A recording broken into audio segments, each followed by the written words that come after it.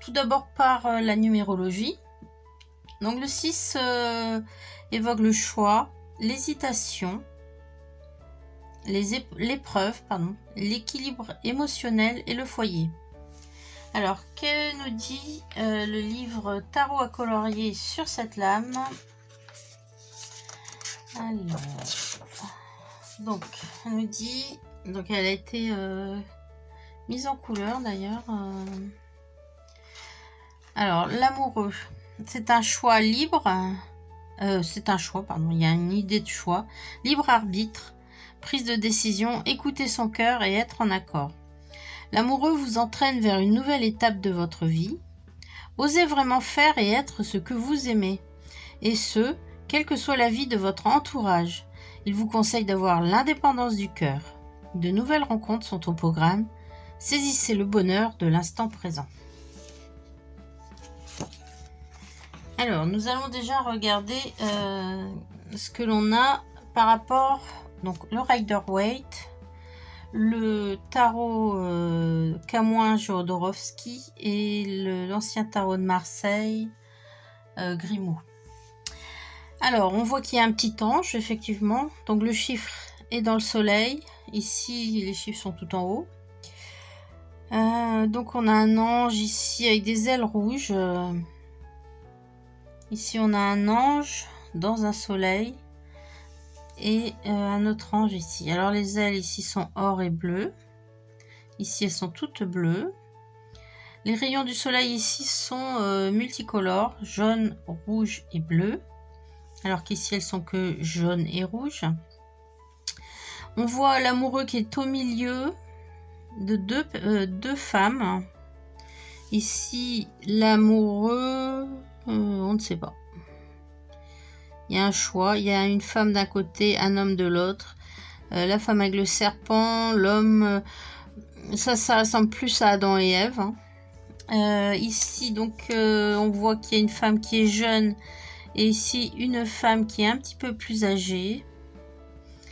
L'amoureux, là, il est un petit peu perdu. Il a les pieds des deux côtés, donc il a le choix. Ici aussi. Ici, il n'a pas de chaussures.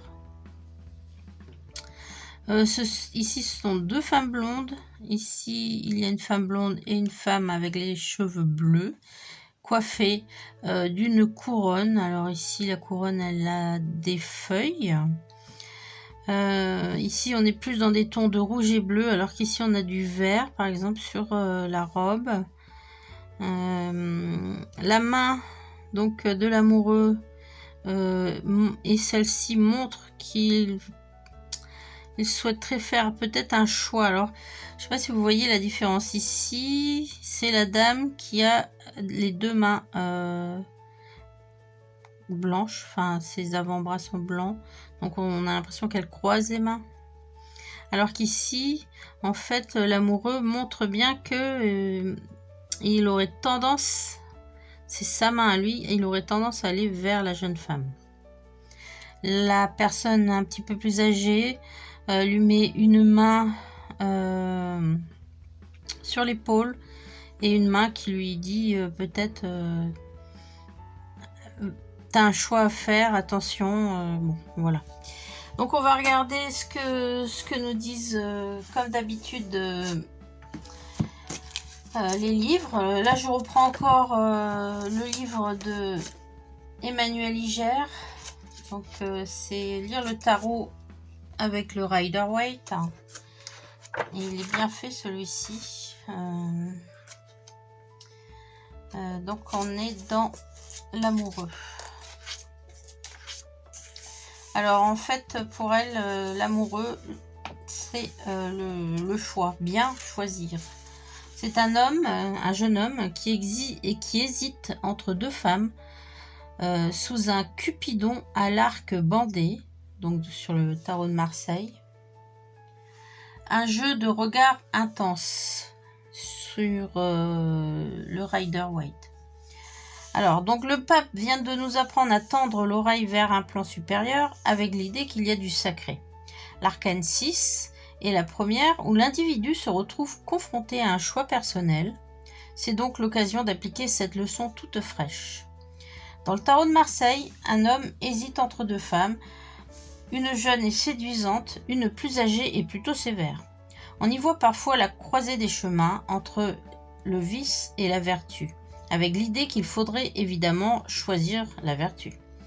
Seulement, s'il fallait choisir la vertu, ce serait par discipline, donc le Cupidon n'aurait rien à faire là. En plus, le personnage principal devrait se tourner résolument vers la femme sévère, alors qu'on le voit bien tiraillé. Surtout, ce choix est foncièrement insatisfaisant. Je ne veux pas forcément me retrouver avec une vieille laide. Le tarot doit m'aider à mieux comprendre qui je suis, moi. Par conséquent, la carte du choix doit m'enseigner la manière de faire le bon choix pour moi, pas pour les professeurs de morale. Le personnage central hésite parce qu'il a autant de raisons d'aller d'un côté que de l'autre.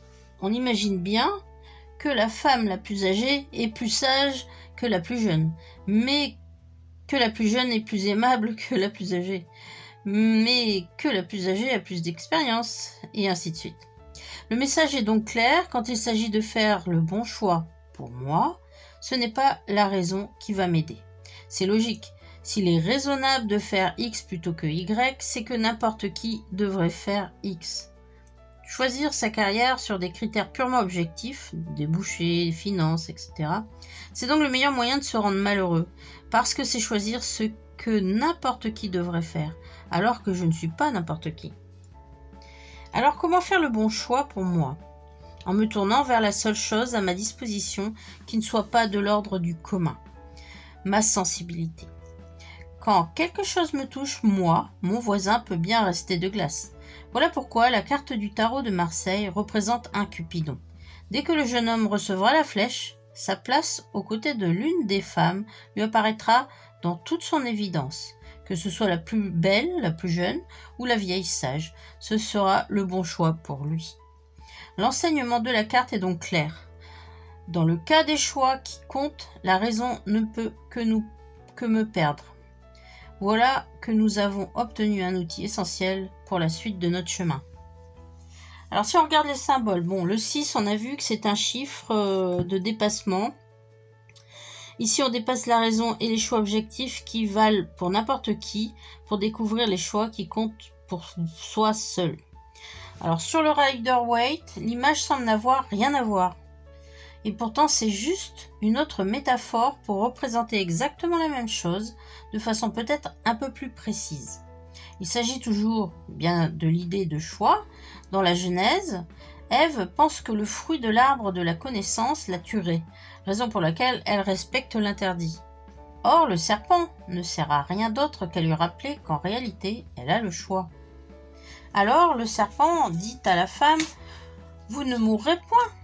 Alors la femme vit que l'arbre était bon à manger et agréable à la vue, et qu'il était précieux pour ouvrir l'intelligence, qualité qu'elle ne considérait même pas avant, puisque quand on n'a pas le choix, on n'a pas à penser aux raisons de faire le choix. Bref, le serpent lui apprend qu'elle peut choisir, donc qu'elle a un libre arbitre, ce qui va conduire au premier acte personnel. Le Rider-Waite montre Adam et Ève surmontés d'un archange, mais le titre est toujours l'amoureux, au singulier. Donc on ne parle que d'un seul sujet, pas de 2 ou 3. Par conséquent, les 3 personnages de la carte doivent représenter 3 facettes de notre être, à nous, sujet confronté à un choix. Adam, qui peut représenter la raison ou la conscience, regarde Ève, qui peut représenter le subconscient, l'affectif, qui elle-même regarde l'ange, qui peut représenter ce qu'il y a de sacré en nous, notre énigmatique désir, celui qui nous guide sur la voie qui nous est propre. C'est-à-dire, pour faire le bon choix, ma raison c'est qu'elle ne sert à rien toute seule. Elle se tourne donc vers ma sensibilité, parce que celle-ci est reliée à quelque chose de supérieur qui ne se trompe jamais. Alors, on a une montagne ici qui est placée au milieu entre l'arbre de vie et l'arbre de la connaissance, entre Adam, la raison, et Ève, la sensibilité, qui peut représenter l'ascension spirituelle de celui qui saura réconcilier les différentes forces qui le composent. L'archange, c'est Raphaël, dispensateur des dons du Saint-Esprit, et ennemi du diable, guérisseur, qui vient ici réconcilier nos parties opposées. Les femmes du tarot de Marseille portent 2 couronnes aux significations opposées. La plus âgée porte une couronne de laurier, symbole de victoire et de gloire. La plus jeune, une couronne de fleurs, symbole de joie et de beauté. Leur contraste représente les 2 chemins de réalisation de soi, sachant qu'aucun n'est objectivement supérieur à l'autre. Celui de la gloire correspond à la réalisation par l'excellence. Il s'agit d'atteindre le plus haut niveau possible à force d'expertise, d'intelligence et de travail. Cela parle aux passionnés, aux ambitieux, aux entrepreneurs. Mais on peut aussi chercher à être une personne équilibrée qui vit en bonne entente avec les êtres et les choses qui l'entourent et profite de la beauté du monde en général, plutôt que de se fixer sur un domaine spécialisé. Cela, c'est le chemin de l'harmonie. Il ne faut pas oublier qu'il y a tout autant de valeur que celui de la gloire, bien que nous ne soyons bombardés que d'exemples issus de ce dernier. En effet, pour être connu, il faut dépasser les autres. Alors, donc les mots-clés, sensibilité, amour, amoureux, choisir, harmonie, dilemme.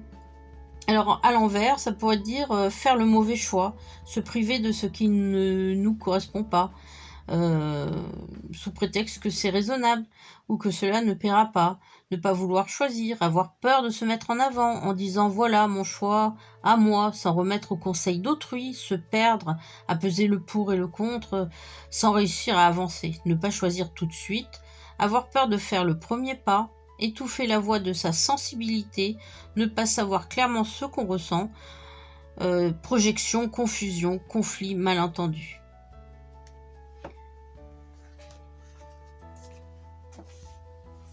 Bien, donc ici, il faut donc entendre la voix de son cœur. À l'envers, donc on a dit faire le choix raisonnable, c'est être quelque part frustré, faire un mauvais choix, être confus, on n'a pas le choix. Il peut y avoir une mauvaise communication entre les parties ou ne pas réussir à entendre ce qu'on dit notre cœur. Et sinon, c'est le choix du cœur, choix juste, pas forcément raisonnable. Et on s'écoute, on ressent, on aime, on se connecte. C'est l'harmonie des parties. Une personne bien équilibrée, capable d'écouter son cœur et cherche sa place en écoutant ses ressentis. Voilà. Donc ici... Moi, je pense que l'amoureux, il manque le choix. Mais, je sais pas, les yeux de la jeune fille, on dirait qu'elle se dit qu'est-ce que je fais? Ou qu'est-ce qu'il pense? Lui, il ferme les yeux, mais elle pense. Et lui, il a des petits cœurs sur son bras. Le Cupidon, il vise personne pour l'instant. Contrairement au tarot de Marseille où on voit qu'il vise quand même plus ou moins l'amoureux. Là, le Cupidon, il ne sait pas encore. Donc, effectivement, il y a un choix possible. Rien n'est fait encore. Et donc, on voit quand même que la jeune fille doute. Alors, est-ce que c'est elle l'amoureuse ou c'est une carte qui est sage? Voilà, donc... je sais pas du tout les couleurs que je vais lui mettre à ceci. Alors, je pense que je vais prendre les Chromaflow. Donc je vais prendre de la couleur or Sunflower pour les cheveux. Je vais prendre un autre jaune qui est le Sun Yellow. Et on va se quitter là.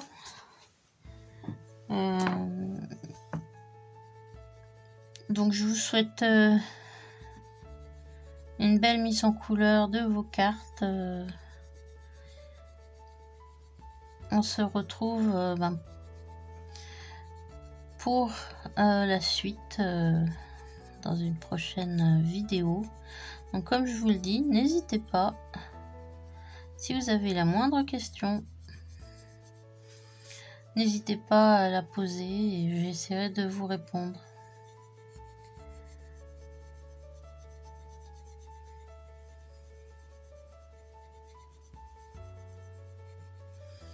À bientôt.